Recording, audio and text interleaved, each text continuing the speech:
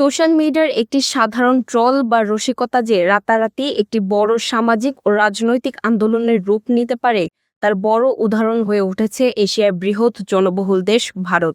ভারতের সরকারি দলের এক নেতার বিতর্কিত মন্তব্যের প্রতিবাদে ব্যঙ্গাত্মকভাবে ফেসবুকে চালু হওয়া ককরোচ জনতা পার্টি বা সিজেপিতে যোগ দিয়েছেন লাখ লাখ তরুণ।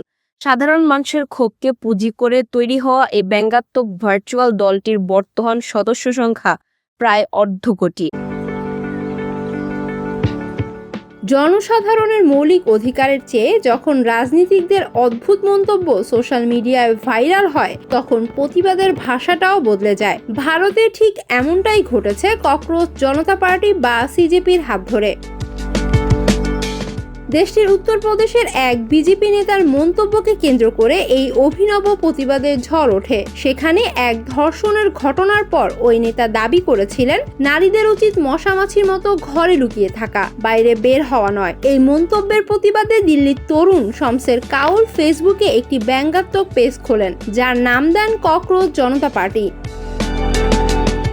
তাদের যুক্তি ছিল, যদি মশামাছির মতোই বাঁচতে হয় তবে তেলাপোকাই সেরা, কারণ পারমাণবিক বোমা বিস্ফোরণের পরও এরা টিকে থাকতে পারে। মজার ছলে শুরু হওয়া এই পেজে প্রথম কয়েকদিনে লাখ লাখ মানুষ যুক্ত হন। এটি আর কেবল ট্রল পেজ হিসেবে সীমাবদ্ধ থাকেনি, বরং বেকারত্ব, দুর্নীতি এবং নারীদের নিরাপত্তার মতো সিরিয়াস ইস্যুগুলোতে সাধারণ মানুষের সোচ্চার হওয়ার প্ল্যাটফর্ম হয়ে ওঠে।